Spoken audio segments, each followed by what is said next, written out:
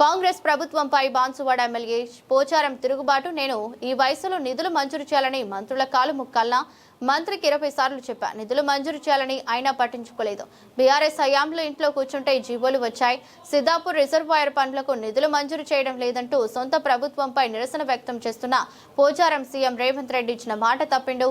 ఈ ప్రభుత్వంలో మంత్రులు ఎమ్మెల్యేల ఫోన్లు లేపరు. ప్రభుత్వం ఉంటే అది పనిచేస్తుందా అనే అనుమానం కలుగుతోంది.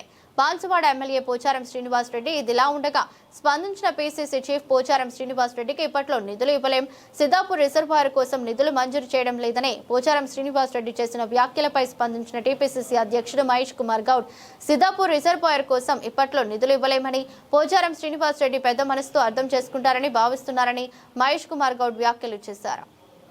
అనేది ఒకటి ఉన్నదా, ఏమన్నా కదలిక ఉందా లేదా? మాకైతే సీనియర్ ఎమ్మెల్యేలండి. నేను నిన్నమల ఎమ్మెల్యే కాలేదు. వల్ల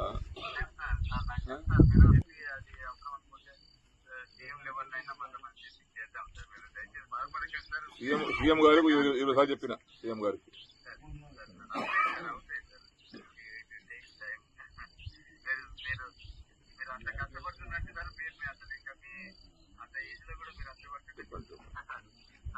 నేనేమో ఎందుకు అంటే మొండిగా ఒక ఇంతకెళ్ళి అడుగు బయట పెట్టేటప్పటికి ఏమన్నా కానీ సావని బతుకని నిర్ణయం తీసుకుందామని వచ్చిన యాక్చువల్ అయితే ఏమన్నా కానీ అనుకుని వచ్చిన ఏదన్నా కానీ ఫలితం దానిగా అట్లా నిర్ణయం గట్టిగా తీసుకుని వచ్చిన నేను. ఎన్నిసార్లు చేయాలంటే చేసిన పూటలు లేపి మేము కొత్తసారి చూస్తున్నాను. నేను మంత్రి చేసిన 20 ఏళ్ళు ఈ అమ్మ ఇట్లా ఫోన్ చేస్తే లేపుతుంటే రాత్రి 20 గంటలు లేపుతుంటే ఫోన్ నేను. మరి ఎమ్మెల్యేల ఫోన్ లేపారండి వీళ్ళు. ఈ అమ్మ దరిద్రం పాడైపోయి మేము పనులనే చేస్తామండి. ఫోన్ లేపండి మజాకు చేస్తామా తమాషాగా చేస్తామా ఏమన్నా? అందరిలా కూడా కాదు కదా. నేను నాకేమైనా స్వార్థం కోసం నాకు ఆ పైరు చేయి ఈ పైరు చేయి నాకు అదని చెప్తాం కాదు కదా. ప్రజల కోసం ఫోన్ చేస్తాను నేను. ఇక మాలాంటి వాళ్ళకు కూడా రెస్పాన్స్ లేకపోతే ఎందుకండి ఇంకా ఈ రాజకీయం పాడైపోయింది, దళిత రాజకీయం. నా నిర్ణయం వేరే ఉండే. నా నిర్ణయానికి ఇలా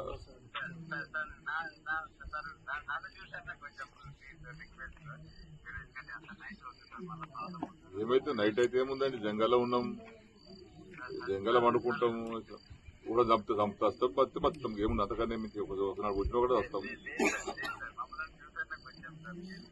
ఒకనాడు పోయేది ఒకటే పోతాం, ఇంకేమున్నది ఎప్పుడో పోయేది. ఇట్లాంటి ప్రభుత్వంలో ఇట్లాంటి పరిస్థితుల్లో మా ఫోన్ లేకపోతే ఎవరు చెప్పుకోవాలి? శ్రీ గారు మేము ఎవరితో మాట్లాడాలి? మేము అది మొక్కన పోయి సరే అమ్మ ఈ వయసులో పోయి విసుగొచ్చి విరక్తితో నిర్ణయం తీసుకునేది. ఇంటికెళ్ళి బయలుదేరేటప్పుడు చెప్పలేదు ఎవరికి. నేను ఇక్కడ ఉంటానే చదువుకుని వచ్చిన 5 ఏళ్ళ పని లేకపోతే తుమ్ము చేతి మరుస్తాయి. ఇక తర్వాత ఎవడు దాన్ని పట్టించుకోవడం ఎవడు కాదు. అది చెరుకట్ట మీద మరుస్తుంది, లిఫ్ట్ ఇరిగేషన్ కాడ తుమ్ము చేతి మరుస్తాయి, కట్టే దవాఖానాలు మరుస్తాయి, ఊళ్ళో మరుస్తాయి. ఇవన్నీ ఇప్పుడు చూడు కోనాపూర్ అటు బంద్ పీకి అయిపోయాయి. 12 కోట్లు శాంక్షన్ అయితే బాబు వాడు చేసి 4 కోట్లు బిల్లు రావాలి. అడిగి బేజారు అయిపోయి వాడికి మనం కూడా వెళ్ళిపోయాడు. ఇట్లా ఉంటుందండి.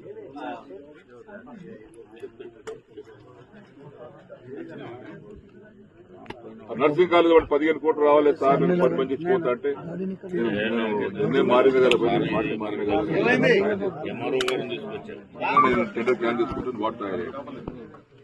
వాడిని బతుకులాడుకో నీకు ఎదుగురా, నిన్ను బండి నిన్నే మారింది కదా, అది నేను ఉంటా కదా ఏం పడంటే వాడు స్టార్ట్ చేసి రూపాయి లేదు.